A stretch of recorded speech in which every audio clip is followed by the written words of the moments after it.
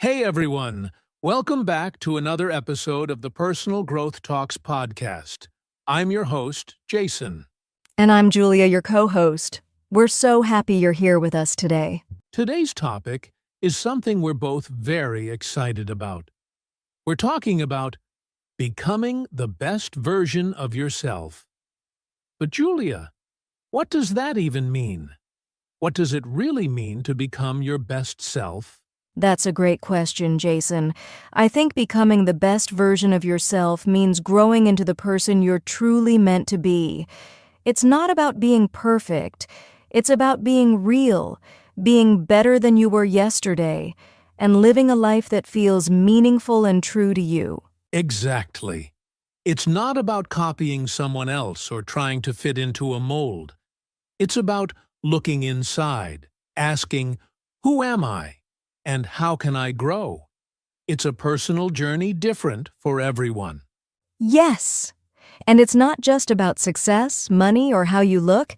It's about how you feel about yourself, how confident, kind, and honest you are. It's about doing your best, even when nobody's watching. That's powerful. And becoming your best self isn't something that happens overnight. It takes small steps, daily effort, and sometimes even falling down and getting back up. So true. We all have strengths. We all have things we want to improve. The good news is, you already have what it takes to grow. You just have to start. And that's what this episode is all about. Understanding your journey and finding ways to grow step by step. So if you've ever asked yourself, how can I become a better version of me? You're in the right place. Grab a cup of tea, relax, and let's walk this journey together. Let's dive into the first step, why personal growth is a lifelong journey. All right, let's get into it. Why is personal growth a lifelong journey? Julia, what do you think? Well, Jason, I believe personal growth never really ends. Life keeps changing, and so do we. We face new challenges, meet new people, learn new things, so we keep growing. That's so true. Think about it like this.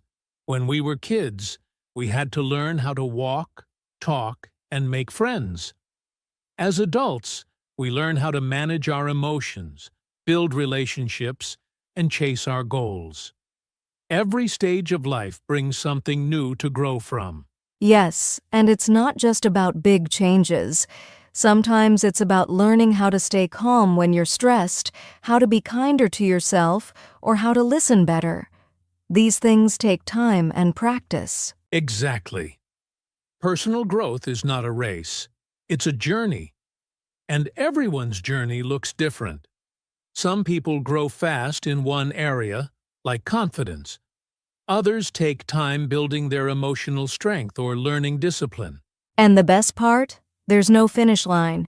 You don't wake up one day and say, okay, I'm done. I'm the best version of me.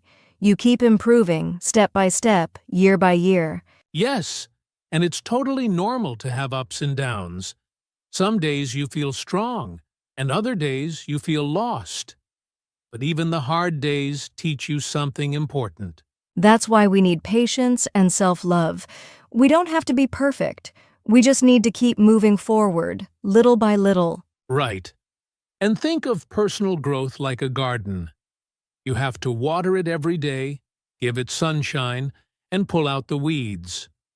Over time, it blooms. That's a great image, Jason.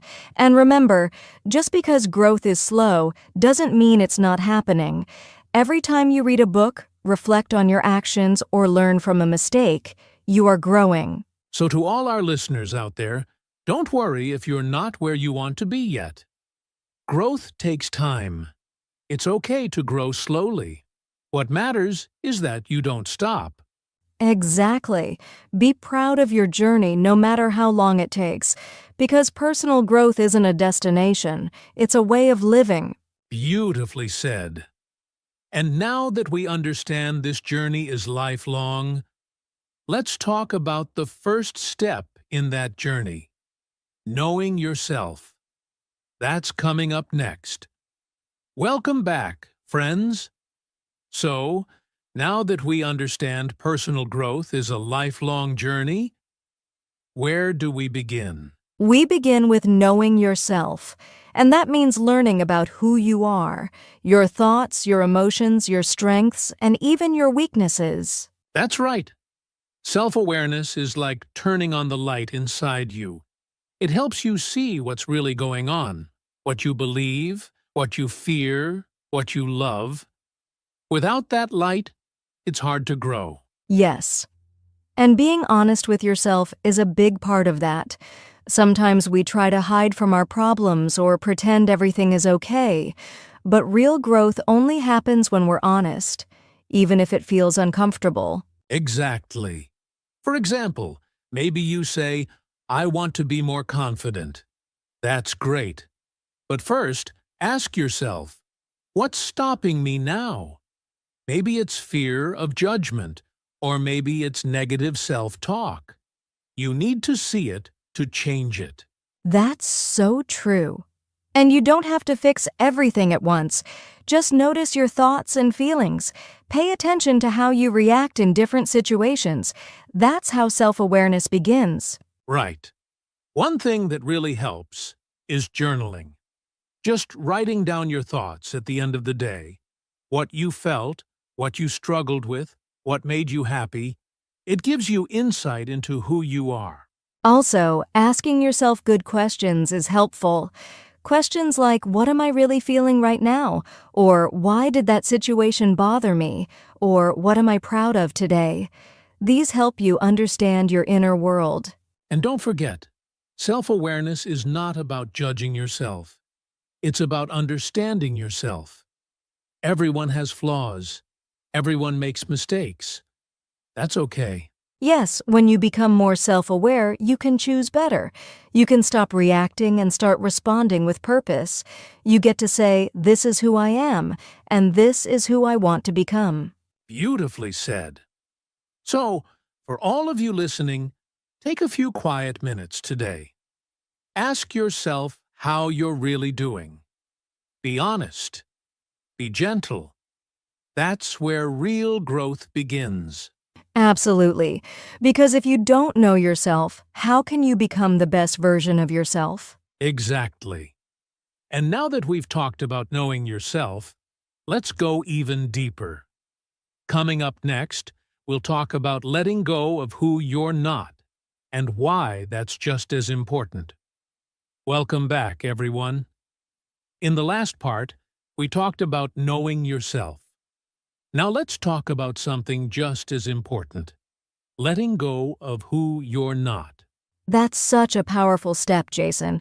So many of us carry labels that were never really ours to begin with. Absolutely.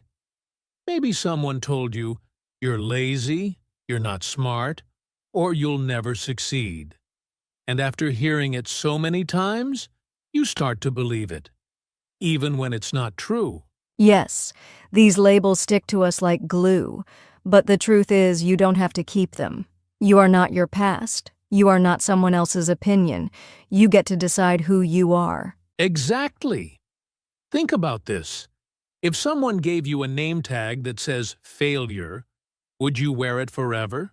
No, right? Then why keep carrying those false labels in your mind?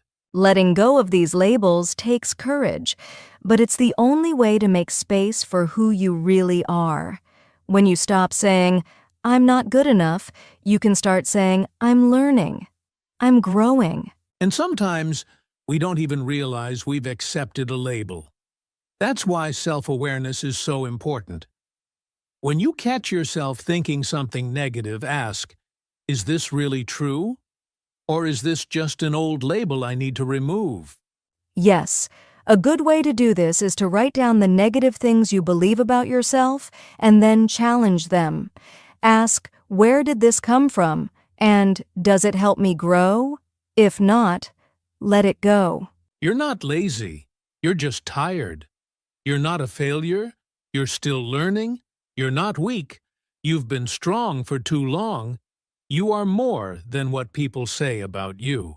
That's beautiful, Jason. And to everyone listening, you are not your mistakes. You are not your doubts. You are full of potential, and you deserve to live free from the limits others put on you. So take off the old labels. They don't define you anymore. The real you is still becoming, and that's something to be proud of. Up next, let's talk about how to build habits that support the best version of you. This is where the real change begins. All right, now that we've talked about letting go of who you're not, it's time to focus on building the life you want. And it all starts with one simple thing: your habits. That's right, Jason. Habits are the small actions we do every day. We might not notice them, but they shape who we become. If you want to grow, you have to build healthy habits on purpose. Exactly. A lot of people think change only happens through big decisions, but the truth is, it's the small, daily things that create the biggest results over time. Yes, for example, reading 10 minutes a day, drinking more water, waking up a little earlier, or writing down your thoughts. These small habits help your mind and body stay strong. Right. And if you want to be more positive, start with a habit like saying one good thing about yourself each morning. It may feel small, but it builds a powerful mindset over time. Also, it helps to make your habits simple and realistic. If you try to change everything at once, it's easy to give up. But if you choose one or two small habits and stick with them, they'll become part of your life. That's a great point. Start small, like doing 5 minutes of stretching each morning, or writing down 3 things you're grateful for every night. These tiny actions build consistency. And the more consistent you are, the easier it becomes. Habits feel hard at first, but if you keep doing them, they become automatic, like brushing your teeth. Here's a simple tip I love. Connect a new habit to something you already do. Like, after you drink your morning tea, take 2 minutes to breathe and plan your day. That's how new routines begin. I love that, Jason. And don't forget, habits aren't just about doing more. Sometimes they're about doing less of what drains you, like spending less time on your phone or complaining less. Exactly. So, to all our listeners, ask yourself, what habits are helping me? And what habits are hurting me? Then take one step toward the better version of you. And be patient. Habits take time. You may fall off track, and that's okay. Just get back up and keep going. That's how growth works. So true. Because in the end, your habits shape your future.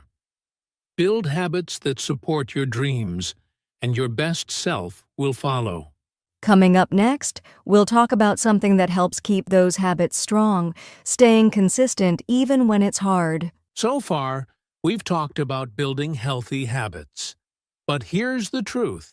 Starting a habit is easy. The real challenge is staying consistent, especially when life gets tough. Oh yes, Jason. Anyone can start something new for a few days, but when you're tired, busy, or just not feeling motivated, it's hard to keep going. Absolutely. But consistency is what brings real growth. It's like watering a plant. You can't just water it once and expect it to grow. You have to keep showing up even when it's not fun. That's right. And one thing that helps is remembering your why. Why did you start in the first place? What goal or dream are you working toward? Exactly. If your reason is strong, it gives you the strength to keep going. For example, maybe you want to become more confident, healthier, or more focused. When it gets hard, remind yourself, I'm doing this for me. Also, lower the pressure. You don't need to be perfect. If you miss a day, it's okay. What matters is that you get back on track. Progress is better than perfection. That's such a good reminder. Sometimes people give up just because they had one bad day. But one bad day doesn't erase all the good ones. Keep moving forward. And celebrate your effort, not just the result. If you showed up and tried today, even a little, that's a win. Be proud of that. Yes! And here's a practical tip. Track your progress. Use a simple calendar or checklist. When you see your progress, it motivates you to keep going. And tell someone about your goal, a friend, a coach, or even a podcast like this. Having someone who supports you makes a big difference. So if you're listening right now and you feel like quitting, don't. You're stronger than you think. Keep showing up, even on the hard days. Because every small action adds up, and if you stay consistent, one day you'll look back and realize how far you've come. Coming up next, we'll talk about something we all face: how to learn from setbacks and mistakes. Stay with us. Welcome back, everyone. Now let's talk about something we all go through on our journey: setbacks and mistakes. Yes, Jason, no matter how hard we try, we all make mistakes. We all fall sometimes, and that's okay. It's a normal part of growing. Absolutely. But here's the key. Don't see mistakes as failure. See them as lessons. Every time something goes wrong, there's something to learn from it. Exactly. Maybe you broke a habit, missed your goal, or made a bad decision. Instead of saying, I failed, ask yourself, what can I learn from this? That mindset makes all the difference. Setbacks are not the end. They're just a part of the process.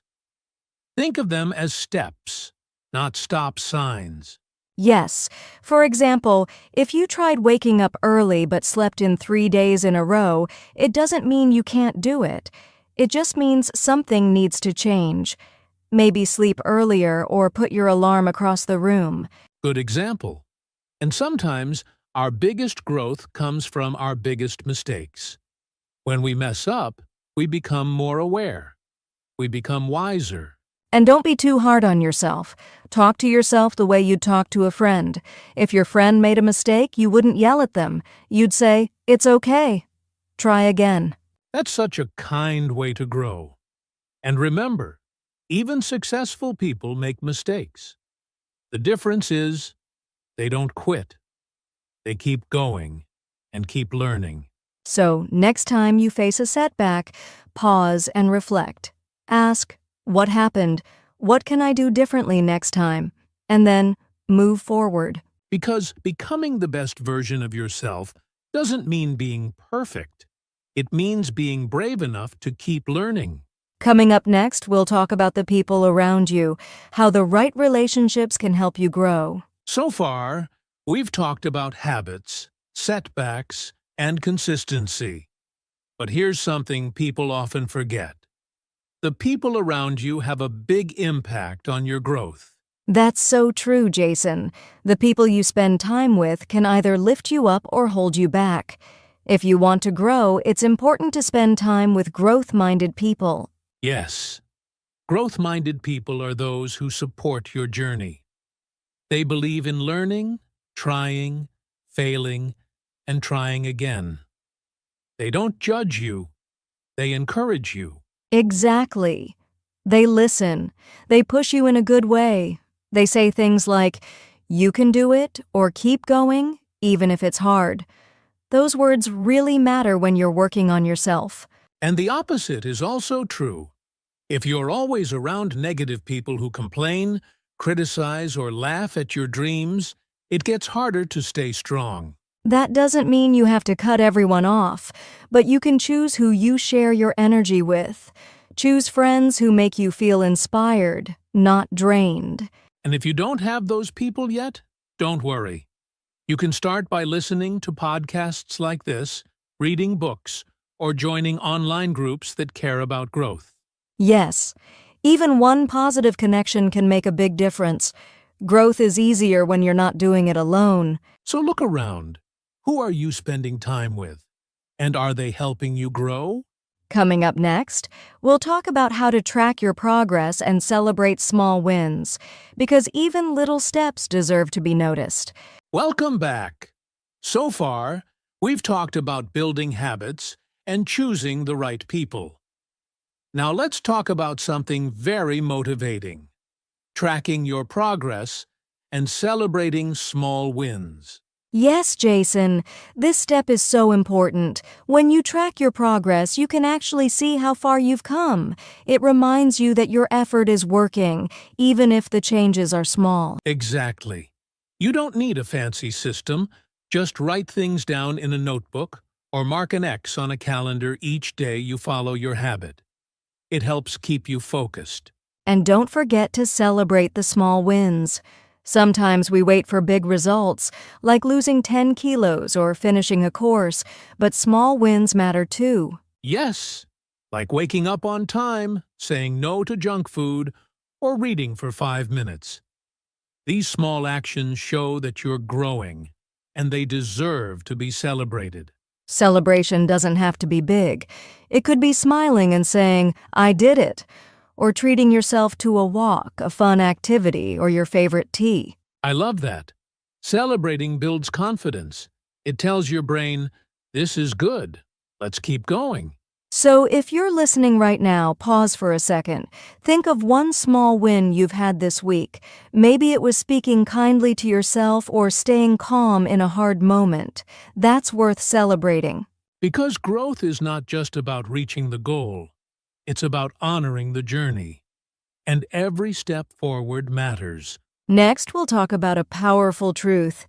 Your best self isn't perfect, it's authentic. Don't miss it. Welcome back. Now, let's talk about an important idea. Your best self is not perfect.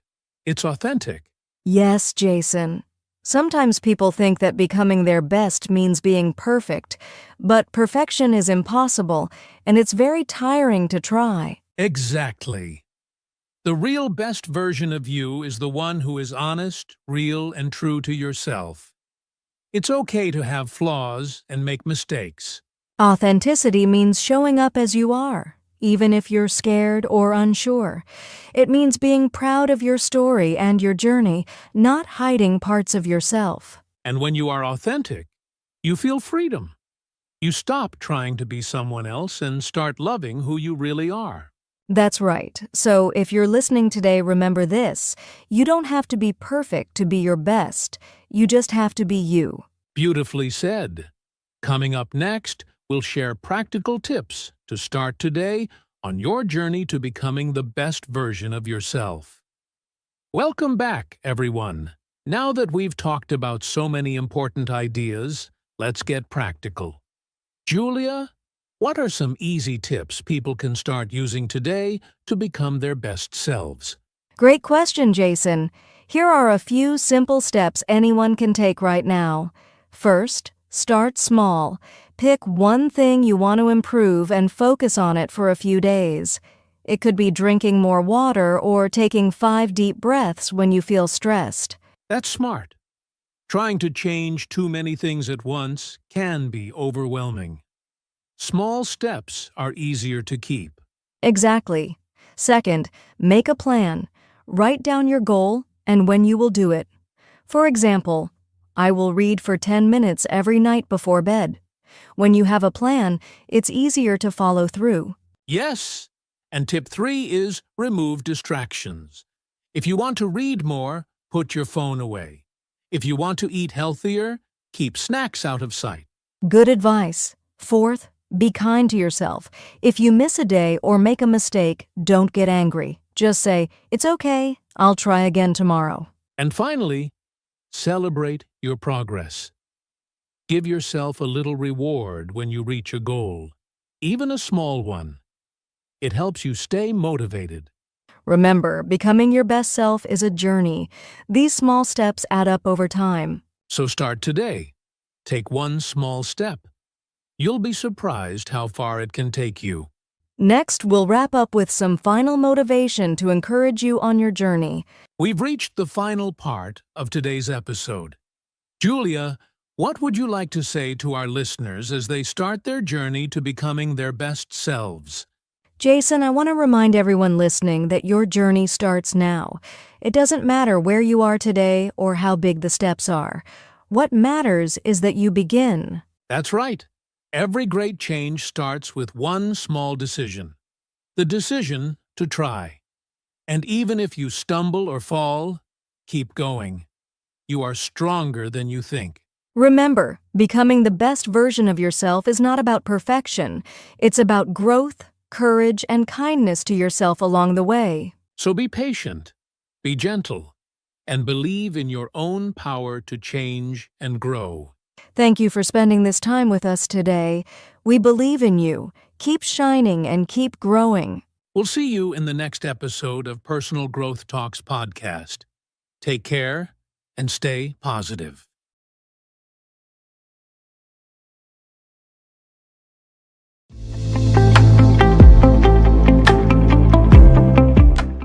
Hello, everyone, and welcome back to the English Learning Podcast. I'm Jason, your host, and today we're diving into an exciting and practical topic. Best daily routines for learning English in 2025. Whether you're just starting your English journey or looking to take your skills to the next level, having a solid routine can make all the difference.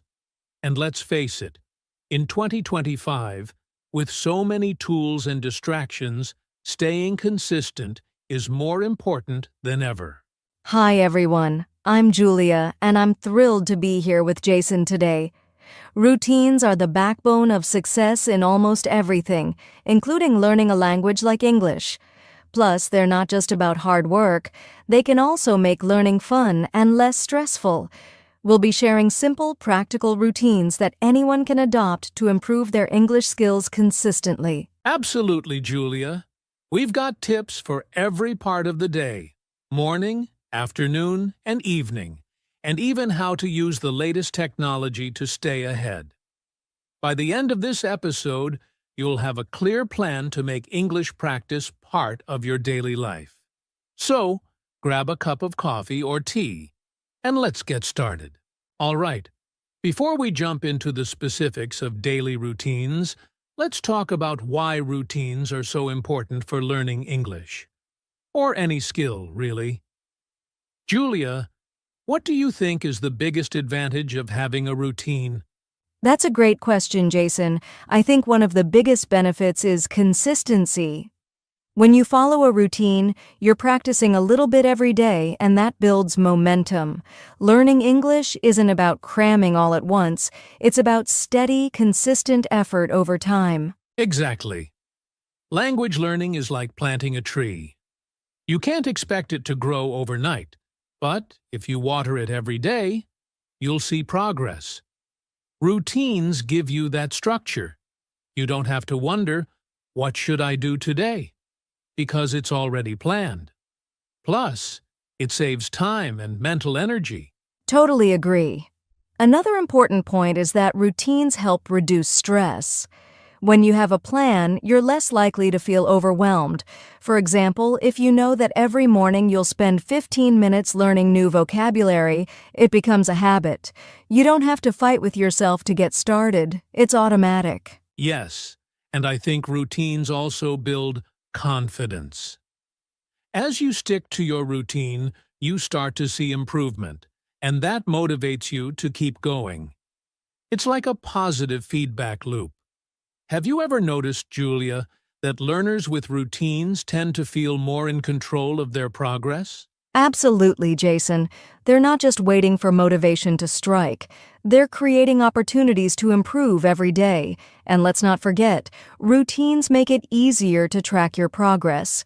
For instance, if you're practicing speaking for 10 minutes daily, you'll notice over time how much more fluent and confident you've become. Such a great point. And in 2025, there are so many tools to help you stay consistent, like apps that remind you of your daily goals or trackers that show your streaks. We'll talk more about those later in the episode, but the bottom line is this. Routines are your best friend if you want to learn English effectively. Exactly. And remember, your routine doesn't have to be perfect. Start small, adjust as you go, and make it work for you. The key is to show up every day, even if it's just for a few minutes. Consistency beats intensity any day. Couldn't agree more, Julia. So, now that we understand why routines matter, let's dive into what a good daily routine looks like, starting with your mornings. All right, let's start with mornings. Mornings are such a powerful time to set the tone for your day, and they can be incredibly productive for learning English. Julia, what do you think is the first thing English learners should do in the morning? Well, Jason, I always recommend starting with something simple but effective, like listening to a short English podcast or an audio lesson while getting ready. It's a great way to wake up your brain and get into the flow of English without too much effort. That's a fantastic idea. Podcasts are so convenient. You can listen while brushing your teeth, making breakfast, or even during a quick workout. And since it's 2025, there are so many personalized options that match your level and interests. What else can learners do in the morning? Another great habit is to spend 5 to 10 minutes reviewing vocabulary. You can use flashcards, apps like Anki, or even just a notebook where you write down new words and phrases. Reviewing in the morning helps reinforce what you've learned and keeps it fresh in your mind. That's so true. And speaking of notebooks, journaling is another powerful morning routine. Writing a few sentences about your plans for the day, how you're feeling, or even your goals in English can improve both your writing and thinking skills. What do you think about that, Julia? I love that idea. Journaling is great because it's personal and you're more likely to stick with it. Plus, it gives you a chance to use the new words or phrases you've been learning. And here's another fun tip. Write down a positive affirmation in English. For example, I'm becoming more fluent every day. It boosts your confidence. Absolutely. Positive affirmations are so underrated. Another quick morning routine I'd suggest is watching a short English video, like a motivational speech or a news clip. It doesn't have to be long, just 5 minutes to expose yourself to natural English accents and intonation. Yes, and the best part is that mornings are usually distraction-free, so it's easier to focus. But here's an important reminder. Don't overload yourself. Choose 1 or 2 activities that fit into your morning schedule. Quality over quantity. Great advice, Julia. So, to sum up, listen to something in English, review vocabulary, try journaling, or watch a short video. Even spending just 15 to 20 minutes on these activities can make a big difference in your learning journey. And now, let's talk about how to stay consistent during the middle of the day. So, let's move on to the middle of the day. Mornings are great for setting the tone, but midday routines are just as important to keep the momentum going. Julia, what's one simple thing English learners can do during the day to stay consistent? Midday is a perfect time to use short, focused activities. For example, if you have a lunch break, you can dedicate 10 to 15 minutes to practicing with a language app like Duolingo, Memrise, or Babbel. These apps are designed for quick, engaging learning, and they're super easy to fit into a busy schedule. That's a great suggestion, and I'd add that this is also a great time to work on listening skills. You can listen to an English podcast or audiobook while eating lunch or commuting. It doesn't feel like studying, but you're still learning. Exactly, Jason. And for those who want to practice speaking, here's a fun idea. Talk to yourself in English about what you're doing or thinking. For instance, while walking, you can describe your surroundings in English or even plan your tasks for the day out loud. Yes, speaking to yourself is such an underrated tip. It's low pressure and helps you get comfortable with forming sentences. And if you have a little more time, You could even record yourself speaking and then listen back to identify areas for improvement.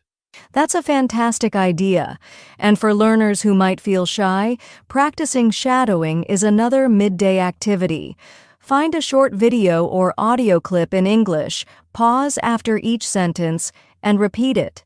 This improves pronunciation and fluency, and you can do it anywhere, even in a quiet corner at work or school. Definitely. And for those who enjoy reading, carrying a small English book, article, or even saving online blog posts to read during breaks can be incredibly productive. Just 10 minutes of reading can expose you to new vocabulary and sentence structures. I love that. And let's not forget using technology. In 2025, there are so many tools that can fit into your day, like AI chatbots to practice conversations or interactive quizzes that adapt to your level. It's about finding what works best for you. Great point, Julia. The key here is flexibility. Midday routines don't have to be long or complicated. It's all about using those small pockets of time wisely. And if you can combine learning with something you already do, like commuting or eating lunch, it becomes even easier. Absolutely.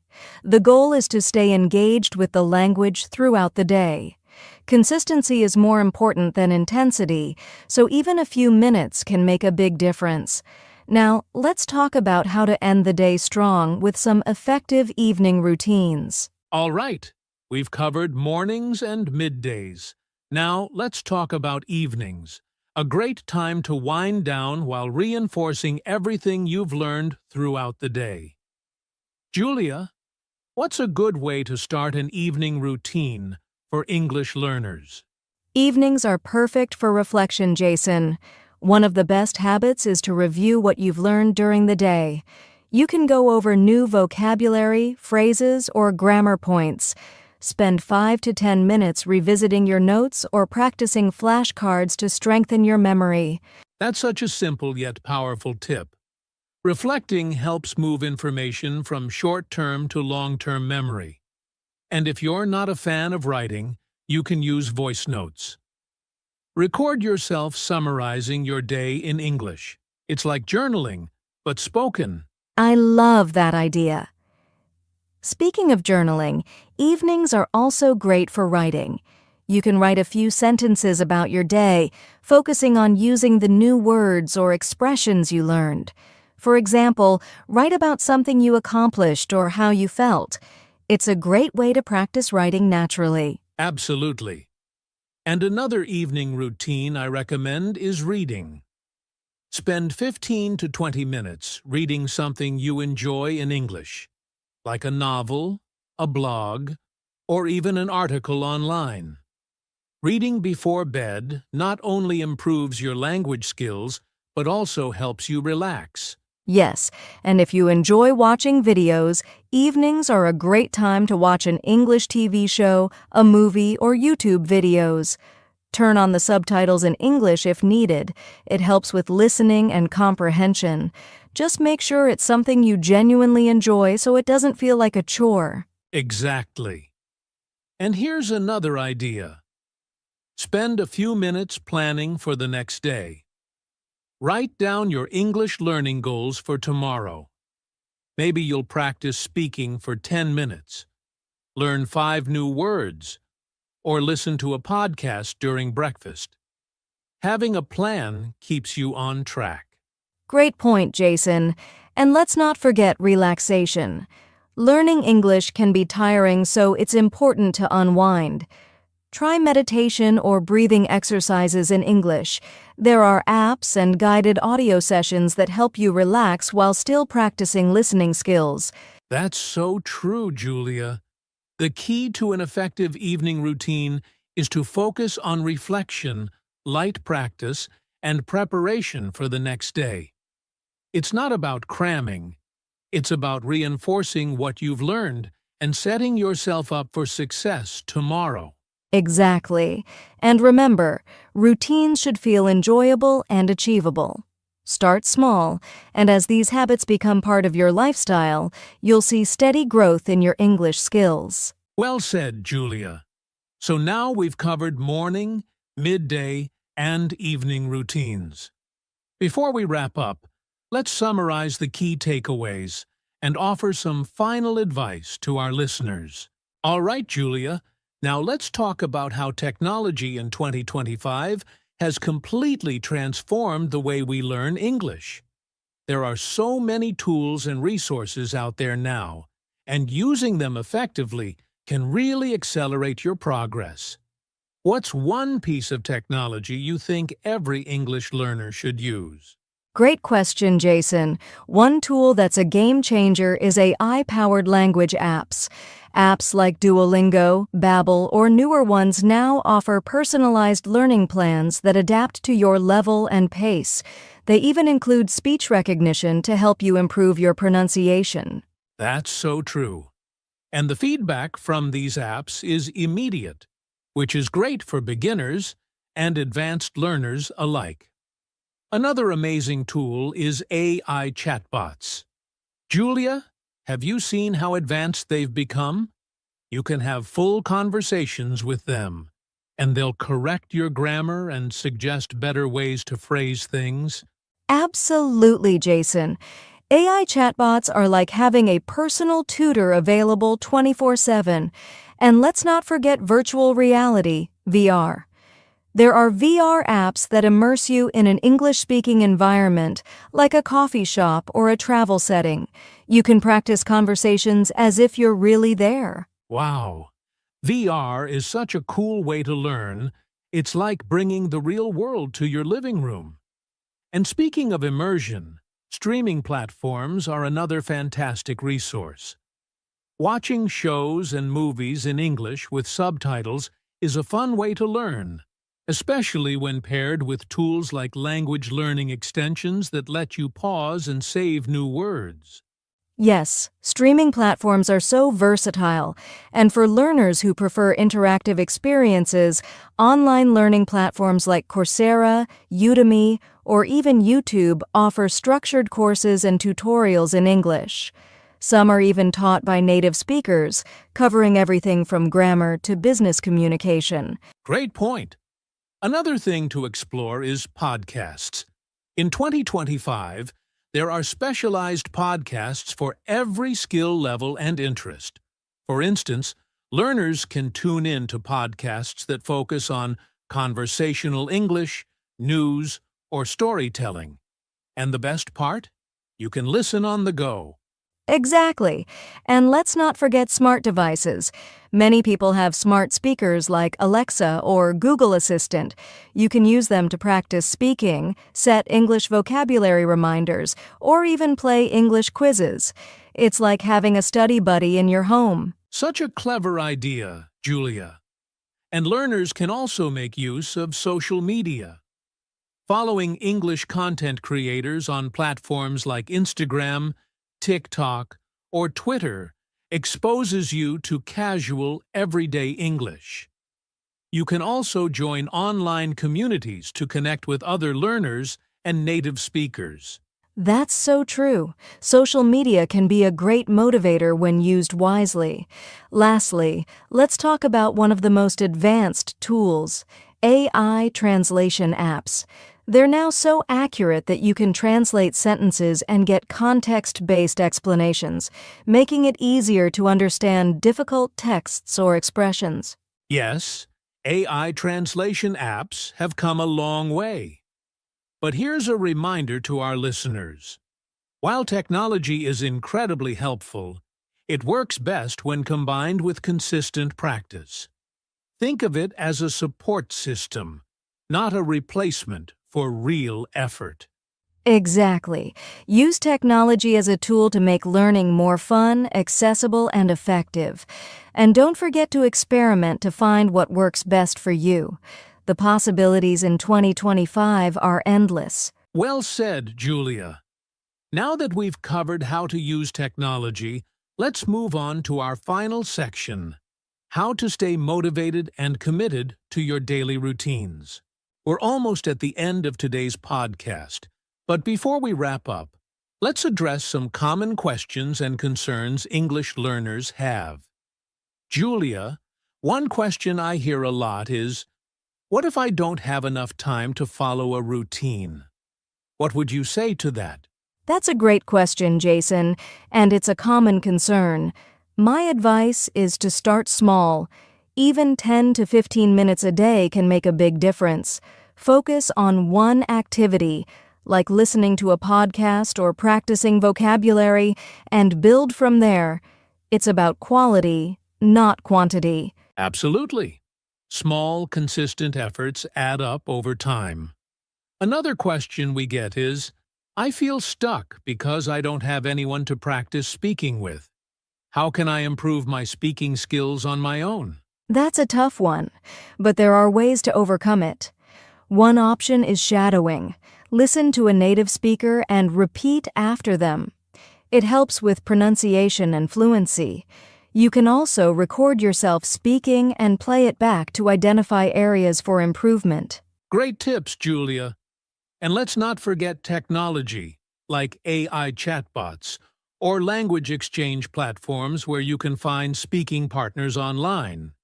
It's easier than ever to connect with people from all over the world. Exactly. Another concern I hear is, what if I keep forgetting what I've learned? That can be frustrating, but it's normal. The key is regular review. Use flashcards, revisit old notes, or test yourself weekly. Spaced repetition is an effective technique for long-term retention. Great advice. Here's another one. I feel overwhelmed with so many resources and don't know where to start. What's your advice for that? I'd suggest picking one or two resources that suit your learning style. For example, if you enjoy listening, start with podcasts or audiobooks. If you prefer interactive learning, use an app. Don't try to use everything at once.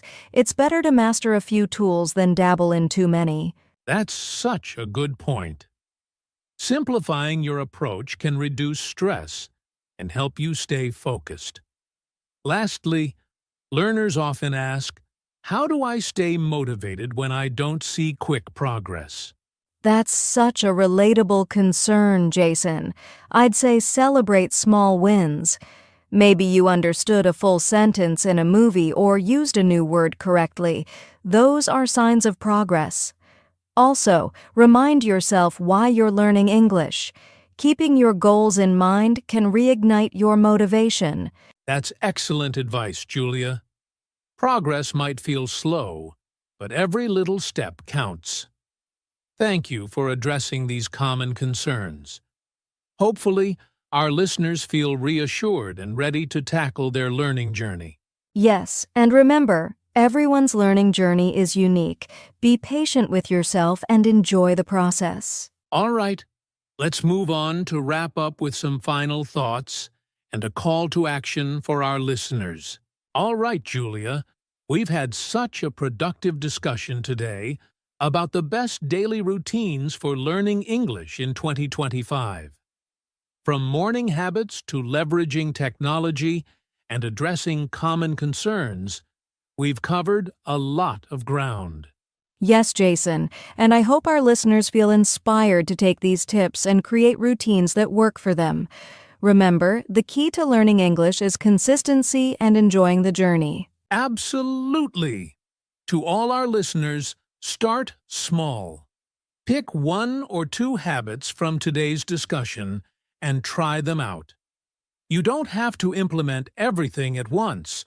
Progress is better than perfection. And don't forget to reflect on your progress. Celebrate the little milestones, whether it's learning a new phrase, finishing a podcast episode, or holding a short conversation in English. Every step counts. Exactly.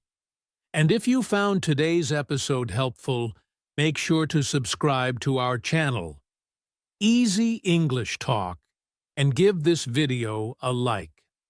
Share it with your friends or anyone who's learning English. It might be just what they need to stay motivated. Also, let us know in the comments what your daily routine looks like or which tip you're excited to try. We'd love to hear from you and support you on your learning journey. Thanks for tuning in, everyone. Keep practicing, stay consistent, and remember, learning English is a marathon, not a sprint. We'll see you next time for another episode of the English Learning Podcast. Until then, happy learning. Take care, everyone, and keep striving toward your goals. Bye for now.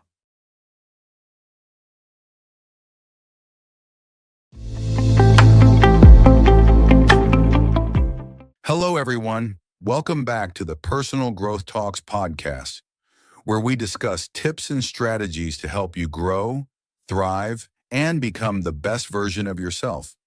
I'm your host, Jason, and as always, I'm joined by my wonderful co-host, Julia. Julia, how are you feeling today? Hi, Jason. I'm feeling fantastic, and I'm so excited about today's episode. It's such an important topic, especially as we approach the new year. It's the perfect time for reflection, growth, and setting our sights on becoming the best version of ourselves in 2025. Exactly. In today's episode, we're going to dive into practical ways to identify where you are right now, set powerful goals for the new year, build positive habits, and overcome challenges that might hold you back. By the end of this podcast, you'll have actionable steps to start your journey toward personal transformation. That's right, Jason.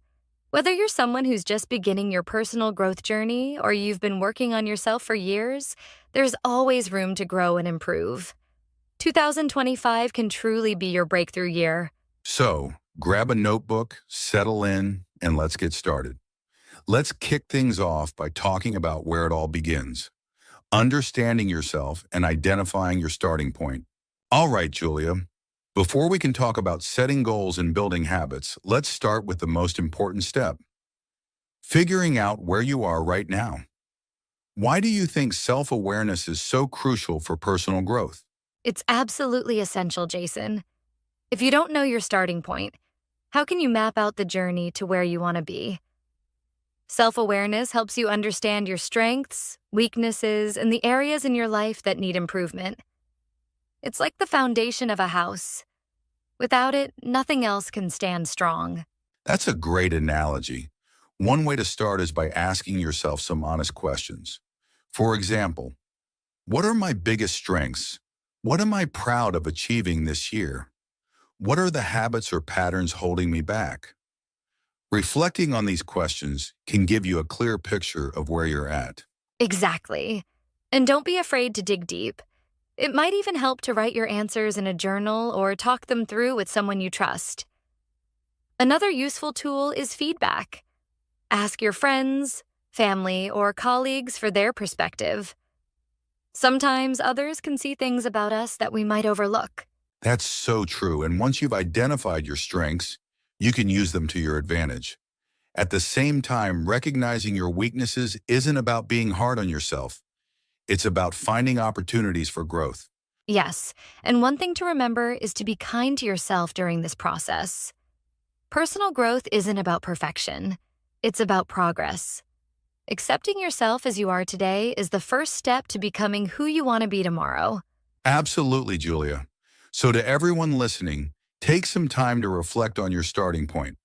Write down your thoughts, be honest with yourself, and get ready to take that first step toward growth. Coming up next, we'll talk about setting clear and actionable goals for 2025. Now that you've identified where you are, the next step is to figure out where you want to go. Julia, when it comes to setting goals, why is it so important to be intentional? Great question, Jason. Setting intentional goals gives your life direction. Without clear goals, it's like driving without a destination. You're just wandering aimlessly. Goals give you something to strive for and keep you focused, especially when things get tough. Absolutely. But it's not just about setting any goals, it's about setting the right goals. One of the best methods is using the SMART framework. That means your goals should be specific, measurable, achievable, relevant, and time-bound. Julia, can you break that down for us? Of course. Let's start with specific. Instead of saying, I want to get better at English, say, I want to improve my English vocabulary by learning 10 new words every week. Being clear about what you want makes it easier to take action. Right. And measurable means tracking your progress. For example, you can test yourself weekly on those 10 new words to see how well you've retained them. What about achievable? This one's so important. Your goals should stretch you, but they also need to be realistic. If you've never run a mile, setting a goal to run a marathon next month might be too much. Start with something manageable, like running a 5K in 3 months. Great point. Next is relevant, which is all about making sure your goals align with your bigger life vision. For instance, if your dream is to travel, improving your English or saving money for a trip would be highly relevant goals. And finally, time-bound. This means setting a deadline. Saying, I want to save $1,000 by June is much more effective than just saying, I want to save money. Deadlines keep you accountable. Exactly, and let's not forget the importance of writing your goals down. Studies have shown that people who write down their goals are significantly more likely to achieve them. It's a simple step that makes a big difference. Yes. And another tip is to break big goals into smaller, manageable steps. For example, if your goal is to lose 20 pounds in 2025, start with a goal to lose 2 pounds a month. Small wins build momentum. That's so true, Julia. So to everyone listening, take some time to set your SMART goals for 2025. Write them down, make them actionable, and most importantly, make sure they inspire you. Up next, we'll talk about building the habits you need to achieve those goals. All right, we've identified where you are and set some exciting goals for 2025. But goals are just the destination. Habits are the engine that gets you there. Julia, why are habits so powerful in personal growth? Great question, Jason. Habits are the small actions we do consistently, and they have a compounding effect over time. Think of it like planting seeds. One habit might not seem like much today, but over a year, it can grow into something life-changing. The best part? Good habits make success almost automatic. That's a great way to put it. So let's talk about how to build these habits. One of the best strategies I've found is to start small. If you want to read more, don't aim to finish a book a week right away. Start with reading for just 5 minutes a day. Exactly. Starting small not only makes the habit more manageable, but it also helps you build confidence. Once that habit feels easy, you can gradually increase the effort. Another tip is to tie your new habit to an existing one. This is called habit stacking. For example, if you want to meditate daily, do it right after brushing your teeth in the morning. That's a fantastic idea, Julia. I also think environment plays a big role. If your environment makes it easier to stick to a habit, you're more likely to succeed. For instance, if your goal is to eat healthier, keep fresh fruits and vegetables in plain sight, and avoid buying junk food. Yes, setting up your environment is a game changer. And let's not forget about tracking progress. Whether it's using an app or simply checking off a habit tracker, seeing your streak can be super motivating. It's like giving yourself a small reward every day. Speaking of rewards, celebrating small wins is crucial. Even something as simple as saying, "Great job," to yourself can reinforce the habit. But on the flip side, Julia, what about breaking bad habits? Any tips there? Absolutely. The key to breaking bad habits is replacing them with better ones. For example, if you tend to scroll through your phone in bed, replace that with reading a book or listening to a relaxing podcast. And, like with building habits, make the bad habit harder to do by adjusting your environment. Maybe keep your phone in another room at night. That's such practical advice. And one more thing, be patient with yourself. Building habits takes time, and it's okay to slip up occasionally. What matters is getting back on track and staying consistent in the long run. Exactly, Jason. So, to everyone listening, Pick one habit to start today. Remember, small actions done consistently can lead to massive results. Up next, we'll tackle something we all face: how to overcome challenges and setbacks on your journey. So, Julia, we've talked about setting goals and building habits, but let's face it, life doesn't always go according to plan. Challenges and setbacks are inevitable. How do you think people should approach these obstacles? That's such an important topic, Jason. Challenges are a natural part of growth, and instead of seeing them as roadblocks, we need to view them as opportunities to learn and grow stronger. The key is to stay resilient and flexible when things don't go as planned. Absolutely. One of the first steps is to reframe your mindset. Instead of asking, why is this happening to me? Ask, what can I learn from this? That small shift can turn frustration into motivation. That's a great point. Another important strategy is to break big challenges into smaller, manageable pieces. For example, if you're overwhelmed by a big project at work, focus on completing just the first step. Sometimes, taking that one small action can make the rest feel less intimidating. Yes, and I'd add that leaning on a support system is crucial. Whether it's friends, family, or a mentor, talking about your challenges can give you fresh perspectives and encouragement. You don't have to face everything alone. Exactly. And let's not forget self-care. When we're stressed or overwhelmed, it's easy to neglect our well-being, but that's when we need it most. Simple things like getting enough sleep, eating well, and taking breaks can make a huge difference in how we handle challenges. That's so true. I also think it's important to celebrate progress, even when it's small.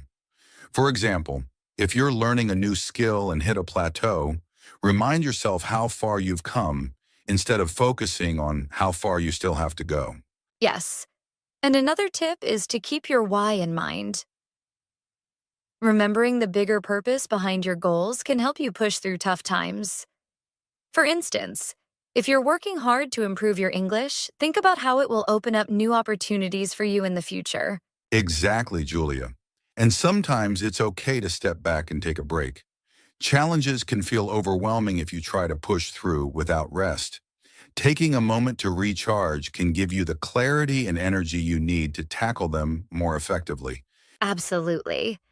And to everyone listening, remember, challenges are part of the journey.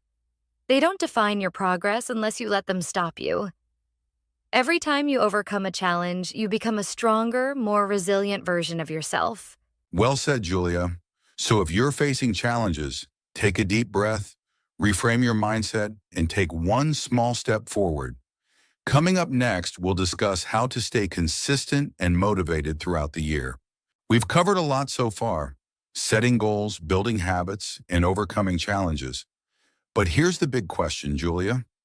How do you stay consistent and motivated over the long haul? That's the golden question, Jason. Consistency is what transforms goals into results, but it's not always easy to stay motivated every single day, especially when life gets busy. A great starting point is to focus on your why. When you have a clear reason behind your actions, it's easier to keep going even when motivation dips. That's such a good reminder. Another helpful tip is to create a routine. When something becomes part of your daily or weekly schedule, it requires less effort to stick with it. For example, if you want to work out, pick a specific time each day, like 7 a.m. after your coffee. Absolutely. Routines are powerful because they take the decision-making out of the equation. And speaking of decisions, simplifying your environment can help too. For instance, if you're trying to learn English, set up a specific space where you study and keep all your resources handy. That way, you're not wasting time searching for things. Great point, Julia. And I think rewards are another big motivator. Celebrating small milestones along the way can keep you excited about the journey. Let's say you've completed a month of consistent practice. You could treat yourself to something special, like a fun activity or a small gift. Yes, rewards work wonders. But Jason, what about those days when motivation is just nowhere to be found? How can people push through those tough days? On those days, it's important to rely on discipline rather than motivation. Motivation is like a spark. It gets you started, but discipline is what keeps the fire burning. Even if you don't feel like doing the full task, try doing just a little. For example, if you're too tired for a full workout, do a 5-minute stretch instead. I love that, Jason. And another thing that helps is having an accountability partner. When someone is checking in on your progress or cheering you on, it's much harder to give up. This could be a friend, a coach, or even an online community. That's such a good idea. And let's not forget the importance of positive self-talk. Instead of saying, "I'll never be fluent in English," say, "I'm improving step by step, and I'll get there." How you talk to yourself can either motivate you or discourage you. Exactly. And one last tip. Be flexible. Life isn't perfect, and sometimes things won't go as planned. If you miss a day or two, don't let guilt hold you back. Just refocus and get back on track. Consistency doesn't mean being perfect. It means showing up more often than not. Well said, Julia. So to all our listeners, consistency and motivation are like two sides of a coin. Build routines, celebrate wins, and stay kind to yourself along the way. Coming up, we'll wrap up with some final tips on becoming the best version of yourself in 2025. All right, Julia, we've had an amazing conversation today. Before we wrap up, let's leave our listeners with some actionable tips they can start using right away to become the best version of themselves in 2025. What's your first tip? My first tip is simple. Take one small action today. Don't wait for the perfect moment or a new year to start working on your goals. It could be writing down your goals, reading one page of a book, or even just drinking an extra glass of water for your health. That's a great one, Julia. My tip is to reflect regularly. Spend a few minutes at the end of each day or week reviewing your progress. Ask yourself what went well, what didn't, and what you can improve. Reflection helps you stay focused and adjust your approach when needed. I love that, Jason. My second tip is to surround yourself with positivity. This could be inspirational books, podcasts, or people who motivate you to grow. Remember, your environment has a huge impact on your mindset and actions. Absolutely. And here's my final tip. Be patient with yourself. Growth is a journey, not a sprint. Celebrate every step forward, no matter how small it feels. Consistency and kindness to yourself are the keys to lasting change. Well said, Jason. So, to everyone listening, take these tips and start applying them one step at a time. The best version of yourself isn't created overnight. It's built through small, consistent actions over time. Exactly. And remember, 2025 is your year to shine. Thank you so much for joining us today. We hope you found this episode helpful and inspiring. Don't forget to subscribe to the channel and share this podcast with anyone who might need a little extra motivation. Yes, and let us know in the comments what action you're taking today to start your journey. Until next time, stay positive and keep growing. Take care, and we'll see you in the next episode. Thank you so much for spending your time with us today. We truly hope this episode has inspired you to take meaningful steps toward becoming the best version of yourself in 2025. Remember, growth doesn't happen all at once. It's a journey of small, consistent actions. Every step you take brings you closer to your goals, so don't be afraid to start today. If you enjoyed this podcast, please give it a like, subscribe to our channel, and share it with someone who might benefit from these tips. And we'd love to hear from you. What's one thing you're doing to improve yourself this year? Let us know in the comments below. We're here to cheer you on. That's all for today. Stay motivated, keep learning, and remember, you have what it takes to make 2025 your best year yet. Take care, and we'll see you next time on the Personal Growth Talks